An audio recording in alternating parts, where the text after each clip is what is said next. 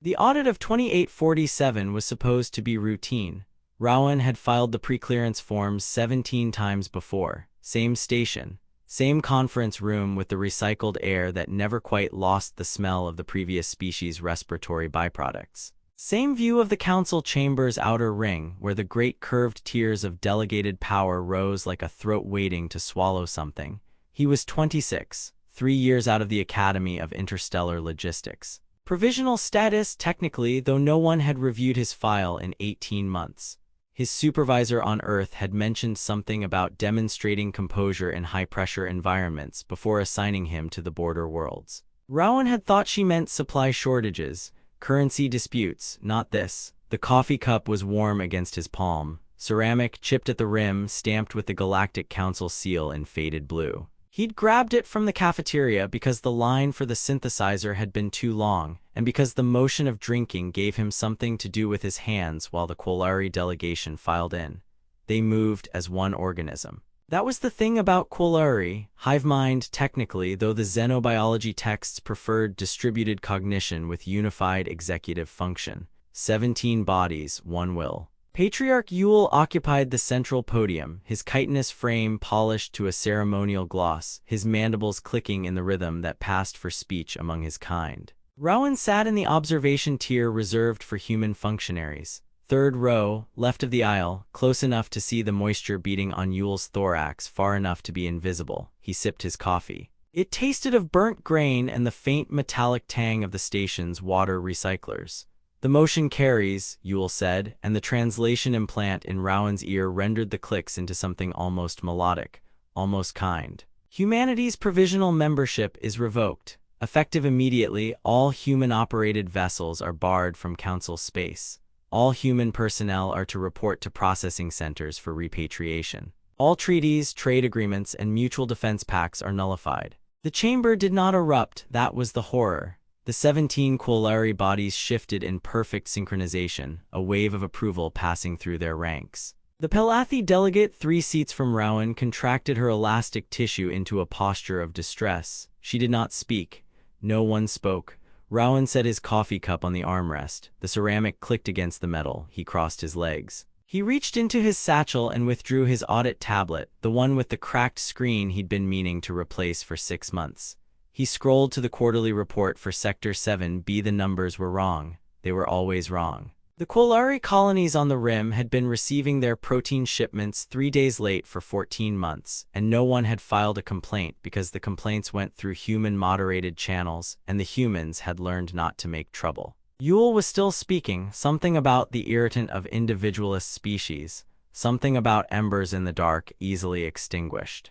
Rowan did not look up. He read the same paragraph 3 times, the words blurred. His hands were steady. He had learned this trick in his first year when a Kralvian freight captain had threatened to vent him into the void over a customs dispute. You became very small. You became very calm. You became the thing they expected, which was nothing. The human delegate will acknowledge the council's wisdom, Yule said. Rowan finished his paragraph. He bookmarked the page. He stood. The chamber was not large. 200 seats, most of them empty, the great powers preferring to attend virtually. But the physical presence of the Quolari filled the space, their pheromones thick in the recycled air, their collective attention a physical weight. I have a statement, Rowan said. His voice did not crack. He was proud of that later, in the hours when pride was all he had left. Speak then, Yule said, and be grateful for the indulgence. Rowan looked at the Pelathi delegate. She had uncontracted slightly, her tissue quivering. He had spoken to her once in this same cafeteria, waiting for the same synthesizer. She had been kind. She had asked about his coursework. The protein shipments to Quolari Rim colonies, Rowan said. 3 days late, 14 months, do you know why? Yule's mandibles clicked amusement. Your species' incompetence is not our concern. It's because your navigation beacons are running on human-coded firmware, Rowan said. Version 4.2.1, released 30 years ago. The patch notes are in my report, which you didn't read. Which no one reads because humans file them and humans are embers, easily extinguished. He picked up his coffee cup. It was still warm. He walked down the aisle, past the Palathi delegate, past the empty seats where the great powers watched through cameras, past the Quillari who did not move because they were processing, because their distributed cognition was struggling to categorize this event. At the chamber door, he turned. "This is not a negotiation," he said. "This is a notification." He walked out. He did not run. He left the cup on the security console outside because his hands were shaking now and he didn't want them to see. The coffee had still been warm then, 4 hours before he dissolved a 40,000-year institution. 14 months earlier, the hardest decision Rowan had faced was whether to skip breakfast. He had been 25 then, stationed on the border world of Keth Minor, overseeing a freight hub that processed more tonnage in a day than some planets saw in a year. The work was mechanical. Check manifests against sensor logs. Flag discrepancies. File reports that disappeared into administrative voids, never read, never acknowledged. He was good at it. Not brilliant, not ambitious. Good in the way that made him invisible, which was how you survived as a provisional auditor with no political connections and a student debt that would outlive several minor star systems. The Palathi came through every Tuesday. Their ships were biological, grown rather than built, their hulls a translucent membrane through which you could see the cargo pulsing with vascular transport. They were nervous creatures, their elastic tissue contracting at loud noises or sudden movements. Rowan had learned to speak softly around them, to move slowly, to file their priority requests before the close of business because they panicked at delays. Their delegation leader was called 17 Curlstight, or something approximating that in the translation matrix. Rowan thought of her as tight in the privacy of his own head. She had uncontracted in his presence once, a gesture of trust that exposed her vulnerable inner membranes to the dry air of the station. "The council moves against you," she had said, 4 months into his posting. They were in his office, a closet-sized room with a window that looked out on the freight docks. "Not openly. In the subcommittees, the infrastructure votes, they believe you are, what is the word, invisible, unimportant, safe to remove." Rowan had been reviewing a shipment of Quillari medical supplies. Temperature sensitive. The cooling units were showing intermittent failures and he was trying to determine whether the fault lay with the manufacturer or the transport contractor. "They're not wrong," he had said. "They are wrong," Tite said. Her tissue rippled, colors shifting through the spectrum that indicated distress in her species. "You are the glue, the thing between, the council does not see because they do not look. They are stone, you are the water that wears the stone." He had filed the conversation in the same mental drawer where he kept all the strange things aliens said to him. Poetry about logistics, warnings wrapped in metaphor. The Palathi were dramatic, everyone knew this. Their trade agreements included clauses for emotional recalibration periods and collective grief leave. But he had started looking, not at the politics.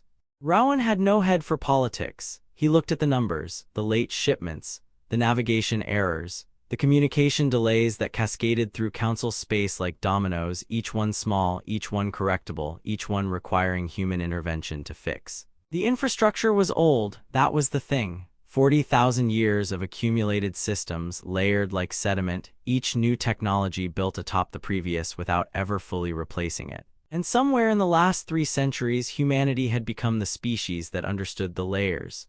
Not because they were smarter, because they were new. Because they had arrived late to the galaxy and had to learn everything at once, the whole stack from the bottom up. Rowan had compiled a private file. He called it the audit, though it was nothing official, just observations.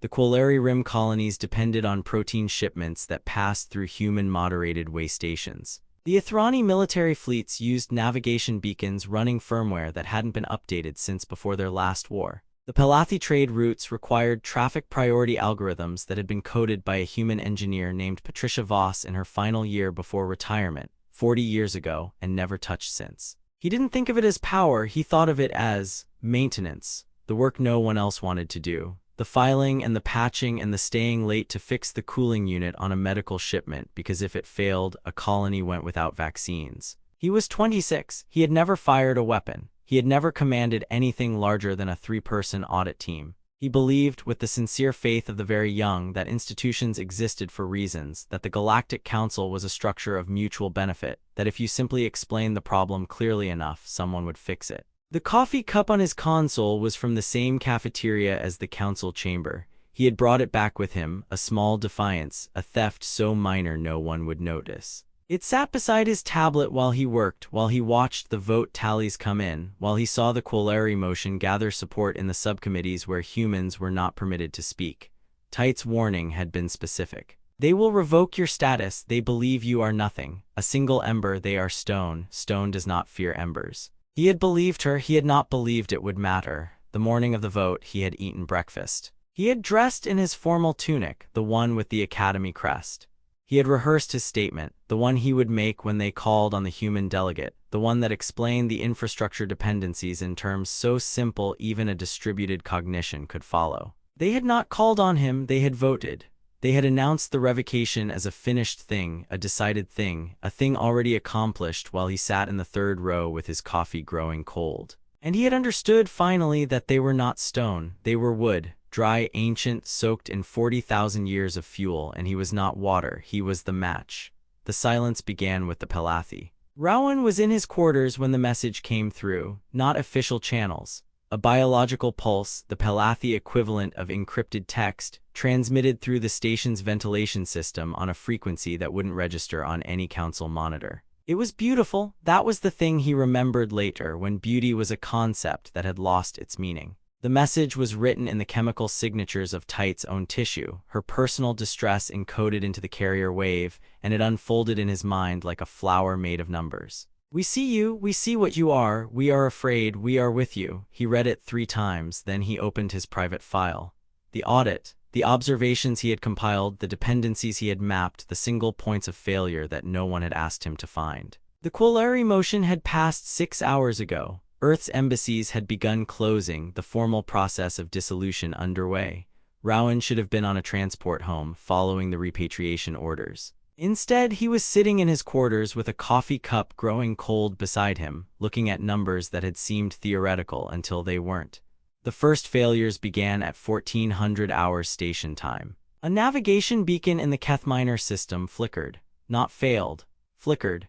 The automated systems rerouted traffic around it, and no one noticed except the ships that arrived 4 minutes late to their destinations and the dispatchers who cursed human-coded software for its unreliability. Rowan noticed he had helped code the patch for that beacon 3 years ago in a classroom exercise that his instructor had called purely theoretical since the council maintains its own systems. By 1600, the flickers had become cascades, 3 beacons in the rim colonies, then 7, then 12.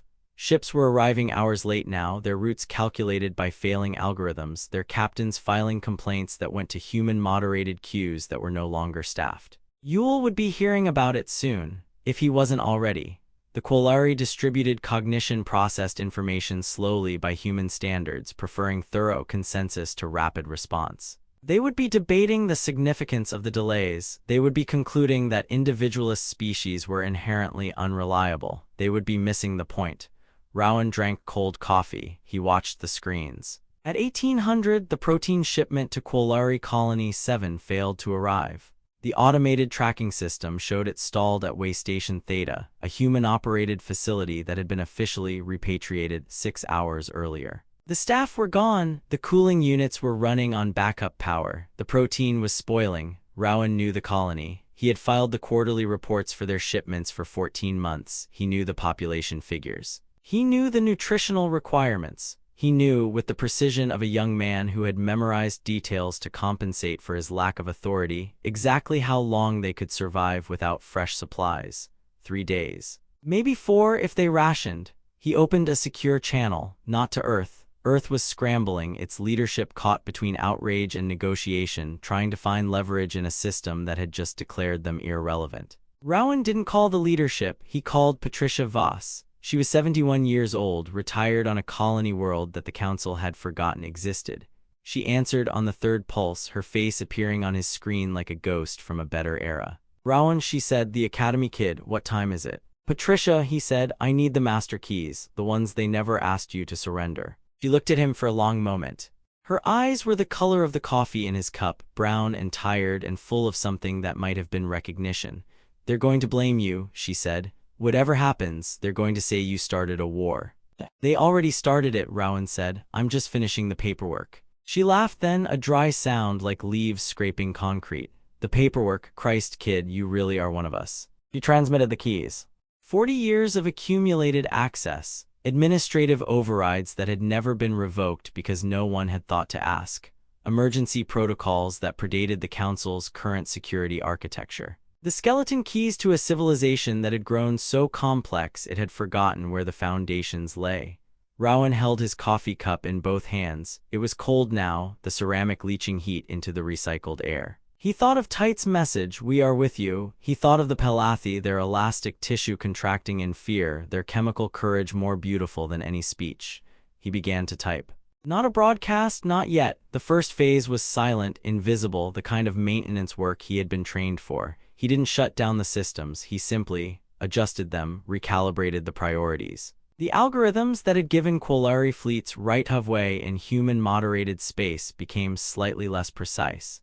The temperature controls in Council medical facilities developed minor inefficiencies. The communication relays that connected the great powers to their border colonies began experiencing intermittent signal degradation. Small things, invisible things, the ember smoking, Yule would notice soon. The Quillari were many things, but they were not stupid. They would see the pattern. They would understand, finally, that the infrastructure they had ignored was not a separate thing from the power they wielded. It was the power they wielded. They had simply forgotten who maintained it. Rowan set down his cup. He opened the broadcast channel. Every screen in the station flickered, then every screen in the system. Then, as the cascade built, every screen in Council space, from the great display walls of the chamber to the personal devices of delegates to the navigation consoles of ships in transit. His face appeared, 26 years old, tired, the Academy tunic with its crest that meant nothing and everything. Behind him, the coffee cup sat on his console, a small ceramic witness. The audit of 2847 is complete, he said. His voice was steady. He had rehearsed this too, though he had never believed he would speak it. The findings are as follows. He began to read the numbers, the dependencies. The single points of failure. The 40,000 years of accumulated complexity that required human maintenance to function. Every treaty they had signed, every resource they had claimed, every alliance they had forged. All of it, he explained, had happened because humanity permitted it, not because humanity was weak, because humanity was patient, because humanity had learned the systems that the great powers had outgrown, because humanity was the water that wore the stone and the stone had finally noticed the current. The screens overflowed. The data he transmitted, the raw evidence of dependency, filled display fields beyond their capacity, numbers spilling into error messages collapsing into system warnings. It was not a hack, it was not an attack, it was a demonstration, a personal demonstration of the truth they had refused to see. Every treaty you signed, Rowan said, and his voice was calm now, the calm of a young man who had finally found his place in the machinery of history. Every resource you claimed, every border you drew. All of it happened because we permitted it, because we maintained it, because we were invisible and you forgot that invisible is not the same as powerless. He paused, he looked at the camera and through it, at the 17 bodies of Yule's collective, at the Pelathi delegate contracting in fear and hope, at the empty seats where the great powers watched through lenses they could no longer control. You forgot, he said, that the forest has been soaking in fuel for 40,000 years, and you forgot who struck the match. A low hum, then nothing. The navigation systems failed first. Not gradually as they had in the demonstration, but completely. The master keys Patricia Voss had transmitted, cutting through 40 years of accumulated overrides like a blade through old rope. Rowan watched the screens in his quarters, the same screens that had shown his face to the galaxy, now showing him the silence that followed. Ships in port stayed in port. Ships in transit drifted, their automated systems searching for beacons that had stopped broadcasting, for algorithms that had stopped processing, for the human-maintained infrastructure they had never known they needed. The council chamber, when he returned to it, was not the same place. He walked through doors that no longer required security clearance, the access systems having defaulted to their most basic protocols, which happened to be the ones he had helped design in his academy coursework. The Quillari were still there, or some of them were, 17 bodies moving in patterns that had lost their synchronization. Yule turned as Rowan entered. The Patriarch's chitinous frame had developed a crack, some minor physical trauma that the distributed cognition had not yet bothered to repair. It made him look almost individual, almost fragile. You have committed an act of war, Yule said. The translation implant rendered his clicks as flat, mechanical. The poetry was gone. Your species will be extinguished. Rowan walked to the podium where he had left his coffee cup. It was still there, cold now, a ring of brown residue at the bottom where the liquid had evaporated. He picked it up. The ceramic was smooth against his palm, familiar in a way that nothing else in this room was familiar. "This is not war," he said. "This is maintenance. You revoked our right to perform it. I'm simply respecting your decision." He set the cup down on the console where Yule stood, a small gesture, almost domestic. The patriarch's mandibles clicked in a rhythm that the implant could not translate, some expression that had no human equivalent. "The fleets are mobilizing," Yule said. "The Ithrani war vessels, the Kralvian defense arrays, you cannot stop them all." "I'm not stopping them," Rowan said. "I'm just not helping them start." He turned to the chamber's main display, the great curved screen that had shown his face 2 hours before. It was dark now, the broadcast systems having completed their cycle, but the auxiliary monitors still functioned, still showed the data he had transmitted, still overflowed with the evidence of dependency. "Look at the numbers," he said. "The Ithrani fleet requires navigation beacons to jump. The beacons run on human firmware. The Kralvian arrays require targeting data. The data flows through human-moderated relays. You built a civilization so complex that no single species could maintain it, and then you forgot to ask who was doing the work." Yule did not move. The 16 other Quolari bodies stood in postures of confusion, their distributed cognition struggling to process a threat that did not fit their categories. They were stone, Tite had said, but stone, Rowan was learning, could crack. "The Pelathi have transmitted a statement," one of the Quolari said, "a minor functionary breaking protocol to speak directly. They withdraw from the motion. They support human reinstatement." Rowan closed his eyes. He had not asked for this. He had not asked for Tite's courage or Patricia's keys or the weight of a galaxy's attention. He had asked to file reports and go home. He had asked to be invisible, which was the only safety he had ever known. "Reinstatement is not on the table," he said. "The Galactic Council is dissolved. What replaces it will be decided by those who earn the right." The words were not his. They were older than him, drawn from some archive of human political philosophy that he had half remembered from his academy courses, spoken now with the authority of a young man who had discovered that authority was simply the willingness to accept consequences. Yule moved, the crack in his chitinous frame widened, some physical stress that the distributed cognition could no longer suppress. He approached the podium, and Rowan did not step back, though every instinct screamed for retreat, for smallness, for the invisibility that had kept him safe for 26 years. "You are one individual," Yule said, "one ember. We are the hive, we are stone, we are 40,000 years of accumulated power." "You're wood," Rowan said, "dry, old, soaked in fuel, and I'm not an ember anymore. I'm the fire that finally caught." He reached for the console. The master keys were still active, Patricia's legacy still singing in the system's architecture, and he could feel the shape of what came next. Not destruction, never destruction. He was not a soldier, he was an auditor, and auditors did not burn. They simply stopped maintaining. The shutdown was elegant. He had designed it that way in the hours between Tite's warning and Yule's vote, in the nights when he had believed he was preparing for a negotiation rather than a dissolution. It targeted only the systems that required human intervention, only the dependencies that the Council had refused to acknowledge, only the infrastructure that would decay naturally if left unattended.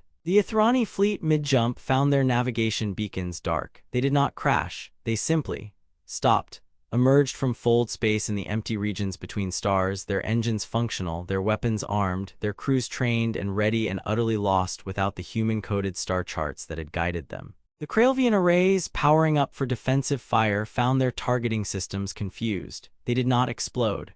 They simply waited, searched for signals that no longer processed, for data that no longer flowed, for the human-moderated relays that had translated their aggression into coordinates. No shots fired, no deaths except the slow deaths of systems that had forgotten how to function alone.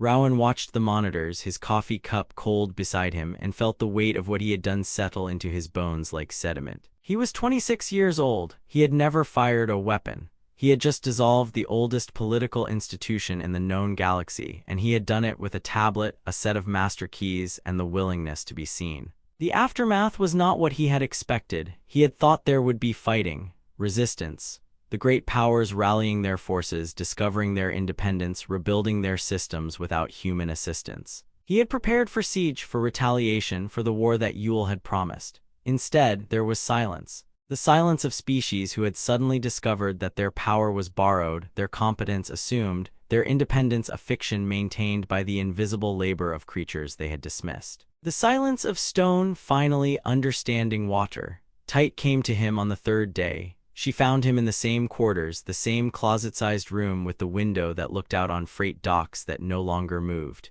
He had not slept. He had eaten only what the station's automated systems provided, tasteless nutrient packets that required no preparation. The coffee cup sat on his console, a reminder of normalcy that had become grotesque in its persistence. "You are not well," she said. Her tissue was fully contracted, a posture of extreme distress, but her voice was steady. "I'm fine," he said. "I'm just waiting." For what? He didn't know. For the attack that didn't come. For the negotiation that hadn't started. For someone to acknowledge what had happened, to name it, to place it in the category of historical events that could be understood. "They're not rebuilding," he said. "The Quolari, the Ithrani, none of them. They're just waiting, as if they expect me to turn it back on." "You could," Tight said. "You have the keys. You could restore function, demand terms, become the power behind the Council's resurrection." He looked at her. At the colors shifting through her elastic tissue, the chemical signatures of emotion that he had learned to read in his 3 years on the border. She was afraid, not of him, of what he represented. Of the possibility that the galaxy's new order would be built on the same invisibility, the same exploitation, the same forgetting. "I don't want to be power," he said. "I want to be maintenance. I want to file reports and go home." "You cannot," she said. "You struck the match. The forest is burning. You cannot become water again." He picked up his coffee cup. The ceramic was cold, the residue at the bottom dry and flaking. He thought of the cafeteria where he had stolen it, the routine of his former life, the belief that institutions were structures of mutual benefit rather than accumulated dependencies waiting to collapse. "Then I'll be ash," he said, "and something new will grow." The new structure emerged slowly over months that Rowan did not witness directly. He was busy. There was work to be done, systems to stabilize, a galaxy to teach itself how to function without human invisibility. He did not do it alone. Patricia Voss came out of retirement, 71 years old and furious, to help redesign the navigation beacons with open protocols that any species could maintain. The Pelathi, Tight's people, became the glue between, the species that learned the layers and taught them to others. The Quolari, fractured by the dissolution of their distributed cognition's confidence, began to experiment with individual decision-making, with the terrifying freedom of bodies that moved independently. Yule survived, the crack in his chitinous frame never fully healed, a physical reminder of the moment when stone had encountered fire. He became, in the new order, an advocate for interspecies maintenance protocols, for the recognition of invisible labor, for the humility that 40,000 years of power had failed to teach. Rowan did not become a leader. He refused the titles, the offices, the ceremonial positions that the new powers offered. He returned to the border worlds, to the freight hubs and the way stations, to the work that no one else wanted to do. But he did not return to invisibility. They knew him now. The species that had seen his face on their screens, that had watched the numbers overflow, that had felt the silence when the systems failed. They knew that the young man with the academy tunic and the tired eyes was the one who had struck the match, who had dissolved the council, who had taught the galaxy that power without maintenance was merely borrowed time. He filed reports. He patched systems. He stayed late to fix the cooling units on medical shipments because some things did not change. But now, when he filed his reports, someone read them. When he identified a dependency, someone acknowledged it. When he warned of a single point of failure, someone listened.